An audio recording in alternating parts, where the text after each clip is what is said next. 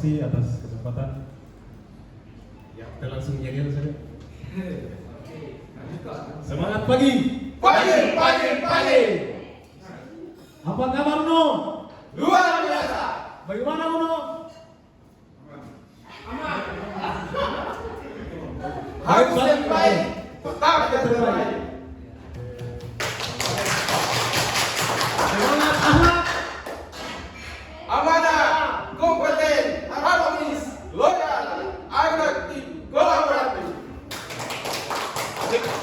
Biar untuk Maluku Utara 2025. Inovatif today, let tomorrow. Maluku Utara. Orang juara.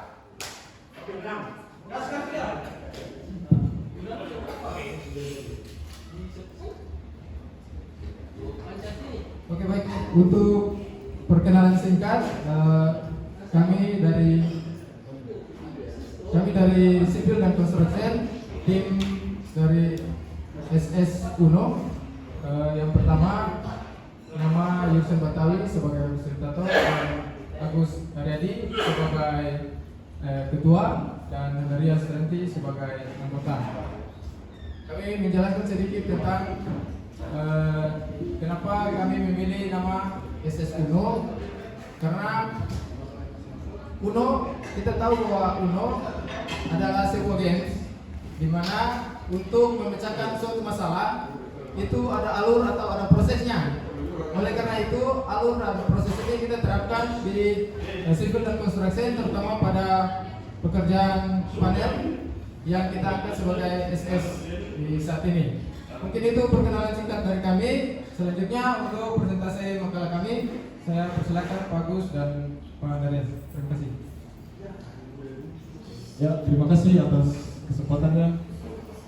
Langsung saja kita dari SS Uno mengangkat judul menurunkan volume limbah slag peniplen sebesar 130 ton per bulan dengan memanfaatkan menjadi bakar panel beton selama 3 bulan.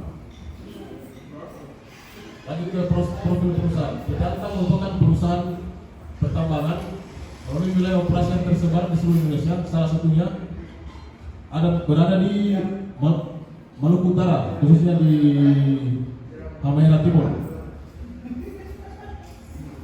Bentukan tema dan sasaran. Menindaklanjuti misi Antam 2030 tentang mengutamakan keberlanjutan, keselamatan, dan kelestarian lingkungan. Dibutuhkan inovasi dalam pengolahan dan pemangkutan limbah hasil pengolahan biji nikel sehingga memiliki nilai ekonomis bagi perusahaan dan masyarakat sekitar. Yang bisa dilihat di sini alur proses di peniplen. Pabrik ini memiliki limbah hasil produksi yaitu slag, double furnace, double rotary kiln dan double rotary dryer. Dari stratifikasi masalah, di sini bisa dilihat data limbah peniplen. Lanjut ke stratifikasinya. Limbah slag dengan berat 6.433 ton, debu kiln 932,93 ton, debu dryer 306,48 dan debu furnace 0,6. Seluruhnya 7.673 ton. Ya, kepada Pak Agus, silakan. Setelah itu kita menentukan tema dan prioritas masalahnya. Pada kasus di atas berdasarkan perhitungan produksi limbah terbesar itu ada di limbah slag sebesar 6.433. Nah, dari sini kita ingin memanfaatkan memanfaatkan limbah ini menjadi produk yang bernilai. Dan ini alur proses pengolahan slag yang di pabrik ada beberapa, ada yang tersisa di kolam, di bawah pembuangan, tersisa di sekitar kolam, dan kita pakai sebagai timbunan di sekitar peniplen. Setelah itu kita menentukan sasaran dan temanya. Pertama kita tentukan dulu target pemanfaatan slagnya. Di sini saya tulis, kita tentukan 130 ton per bulan. Nah, ada data, kebetulan ada data ke penggunaan pasir Departemen Sipil dan Construction sebesar 780 ton. Nah, dari sini berdasarkan faktanya dan produksi slag peniplen dan kebutuhan pasir selama 780, kita tentukan target yang akan kita lakukan, yaitu sebesar 390 ton selama 3 bulan untuk proyek di sipil dan construction departemen. Nah, sehingga judulnya menurunkan volume limbah slag peniplen sebesar 130 ton per bulan dengan memanfaatkan menjadi pagar panel beton selama 3 bulan.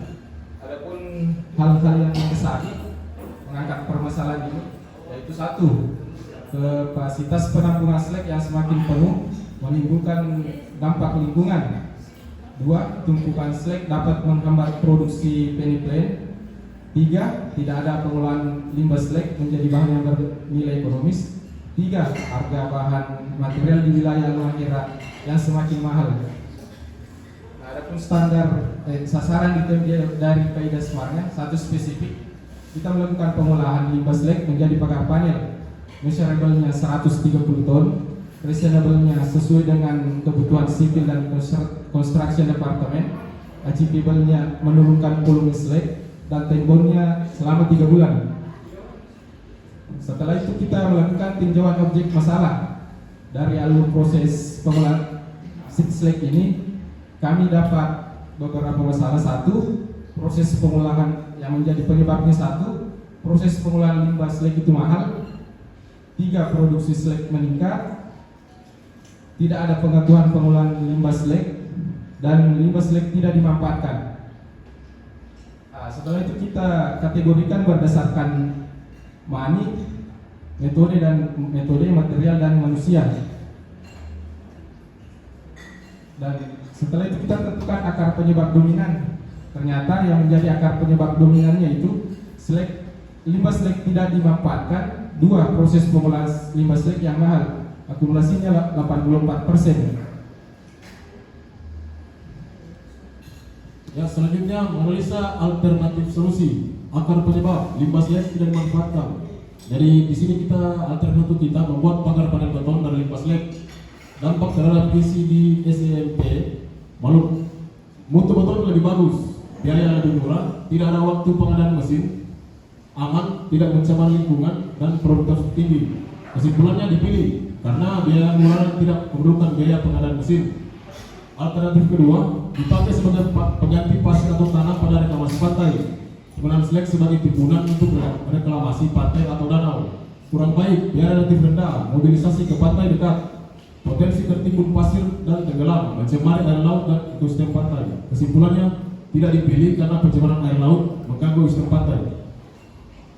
Selanjutnya akar penyebab 2, penggunaan limbah slag yang mahal. Alternatifnya brom granulate gas furnace slag. Kualitas produk dihasilkan sebagai bahan baku pembuatan semen. Investasi besar, membutuhkan waktu dengan lama, riset mendalam, potensi kesehatan kerja tinggi, area kerja berdebu, produktivitas tinggi. Kesimpulan tidak dipilih karena memerlukan biaya mahal dan waktu yang lama. Alternatif kedua, membuat pagar panel beton dan limbah slag. Mutu beton bagus, biaya murah, tidak ada waktu pengadaan mesin, aman, tidak mencemar lingkungan, produktivitas tinggi. Dipilih karena biaya murah dan tidak memerlukan biaya pengadaan mesin. Mencari solusi terbaik. Di sini kita menetapkan 2 solusi, menetapkan 2 akar penyebab dan menetapkan ke salah satu solusi. Jadi solusinya itu, alternatif solusinya membuat pagar panel beton dari limbah slag. Analisa risikonya, membuat pagar panel, potensi masalahnya sulit menentukan mix design. Dampak masalahnya mempengaruhi kualitas beton. Rencana penanggulangannya melakukan pengujian dengan testing komponen mesin. Untuk kadar lumpur pada limbah slag, dampak masalah menurunkan daya rekat semen mempengaruhi kualitas beton. Rencana penanggulangan melakukan pengujian kadar lumpur. Ya, lanjutnya membuat rencana perbaikan. Di sini kita lakukan dengan 3 hal: engineering, pro-argumen, dan construction. Menerapkan rencana perbaikan. Di sini kita lakukan brainstorming, mengumpulkan data, menentukan perbandingan, mendesain pagar panel beton, pengujian kadar lumpur limbah slag, pembuatan mol pengujian, pembuatan sampel beton menggunakan kotak pengujian beton menggunakan testing komponen mesin, persiapan alat dan bahan, pembuatan mol untuk pagar panel, membuat turunan besi, membuat campuran semen pagar pasir slag dan kerikil, memasang turunan besi ke mol panel, masukkan campuran yang telah dibuat ke mol panel, pengeringan pagar panel beton, pemasangan pagar panel beton, dan pembuatan Total Sisa biaya waktu presentasi tinggal 5 menit. Total biaya perbaikan 879.000. Mengukur tingkat kesulitan. Kendala mencari beton yang bagus. Diuji selama 3 kali. Proses percobaan kita ambil yang posisi 5% selek, semen 1, pasir 1, selek 1, kritik 3. Untuk pencampuran bahan material dilakukan uji 2 kali. Kita mengambil bercampur bahan material dengan molen. Pemasangan pagar panel, memasang tank sementara untuk bukan dan tembok. Adapun hasil pengujian, hasil uji kuat beton pada sampel 50% selek, kami dapat nilai paling tinggi, yaitu sebesar 13,6 MPa untuk betonnya. Dan adapun pengujian kadar lumpur pada selek, ternyata selek itu memiliki kadar lumpur 0,57%, dan ini sangat kecil kadar lumpurnya. Adapun perbandingan sebelum dan sesudah perbaikan, pada saat ternyata dari kolam slab langsung kita buat pagar panel, jadi penguatan dan mobilisasi ke pembuangan air bisa kita kurangi atau hilangkan.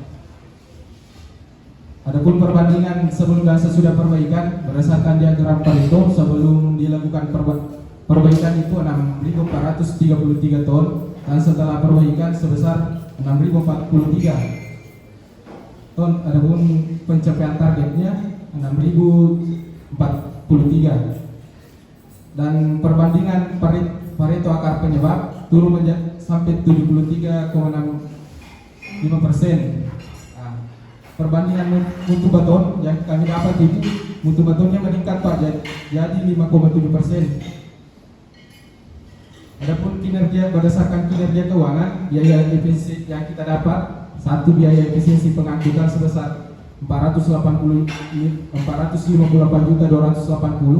biaya efisiensi pasirnya 109.441, dan total efisiensinya 566.841. Dan setelah itu kita juga sudah menetapkan standar baru.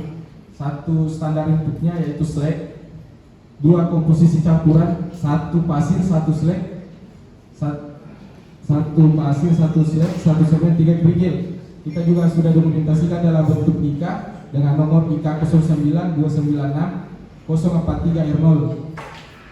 Kita juga sudah lakukan sosialisasi standar baru ke internal sipil, ke Biro Penilaian dan kontraktor. Sekian dan terima kasih. Ya, beri tepuk tangan yang luar biasa untuk SSIO dari Penilaian. Tepat waktu 12 menit. Kami persilakan satu orang penanya dari audiens. Karena tadi bapaknya sudah ya, kita beri kesempatan untuk bapak yang di depan. Bapak yang dulu tadi. Ya, dipersilakan Pak, nama dan satker yang khas. Oke, terima kasih atas kesempatannya. Assalamualaikum warahmatullahi wabarakatuh. Hormati Pak Kapolri. Oke, yang saya ingin tanyakan di sini ada 3 poin. Mungkin karena saya dari Philippines, Pak ya, pabrik yang mereka ambil material dari saya. Yang pertama, rekomendasi bahwa slag itu tidak digunakan dari siapa. Kalau memang ada rekomendasinya tolong ditampilkan. Maksudnya kalau memang ada rekomendasi bahwa slag itu tidak digunakan itu dari siapa, mungkin ada testimoninya atau apa. Ya itu yang pertama. Dan yang kedua, safety. Slag ini Pak ada campuran silikanya Pak yang tidak bisa dilihat, otomatis terhirup. Itu kalau kita bedakan dengan pasir pasti beda jauh. Kalau pasir itu dari dulu orang kerja aman, walaupun debunya kalau cuma pasir kan pasti orang bisa tahu sendiri. Tapi kalau slag kan sudah sebagian besar yang pabrik pasti sudah tahu ada material silikanya yang tidak bisa terlihat. Mungkin itu untuk safety-nya. Dan untuk yang ketiga, yang saya ingin tanyakan, apakah bahwa Bapak sudah tahu bahwa campuran slag di dalam slag itu apa saja, sehingga Bapak mengatakan bahwa dia lebih aman, kuat, dan tahan lama, contohnya kalau pembuatan pagar tangga dari pasir tentunya. Karena material pasir ini banyak Pak, ada pasir gunung, pasir pantai, pasir kali, dia untuk material juga beda-beda, kekuatannya juga beda-beda Pak. Apa keuntungan slag dari campuran itu Pak? Oke, terima kasih.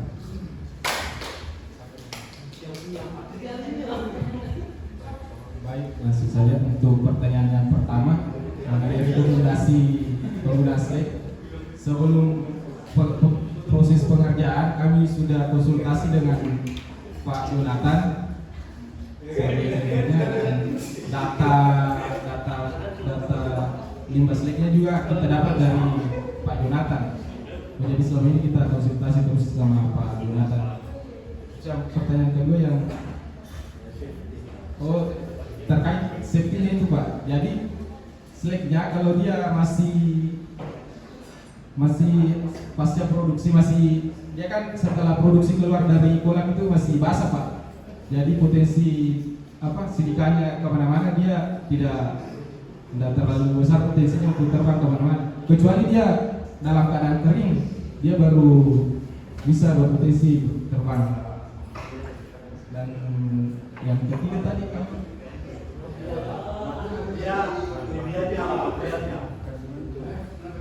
Oke, baik.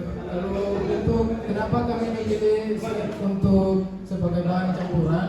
Jadi sesuai dengan pengujian kami di sipil bahwa ternyata untuk campuran Slack 50 dengan pasir 50 itu justru lebih kuat sesuai dengan presentasi yang tadi sudah kami sampaikan bahwa ini memang kekuatan betonnya lebih tinggi dibanding dari pasir toh begitu. Mungkin itu, terima kasih. Ya, baik, sudah memuaskan ya Pak jawabannya? Dan kemarin yang mengizinkan tadi kalau bisa ada testimoninya atau bukti. Karena kalau kita berbicara ini kepada bukti dan tidak ada yang benar. Yang tadi katanya Pak Jonathan tuh kalau memang ada testimoninya PO yang Pak Jonathan yang dibuka. Lanjut jalan. Ya, baik, mungkin itu akan jadi saran masukan bagi tim SS Uno. Selanjutnya sesi diskusi tanya jawab kami persilakan untuk Bapak Dewan Juri. Waktu tersisa tinggal 8 menit, dipersilakan Bapak. Ya, terima kasih. SS Uno ya. Ini pemanfaatan Slack ya. Nah, saya mau tanya dulu, Slack di sini statusnya apakah masih limbah atau bukan?